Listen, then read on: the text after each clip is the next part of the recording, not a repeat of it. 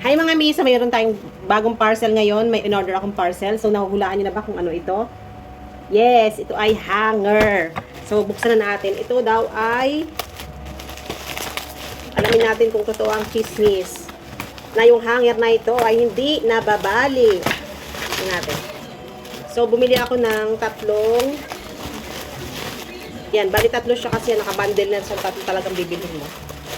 So, Kawawa kasi naman natin sa babali mo. So guys, let's check kung hindi nga talaga nababali.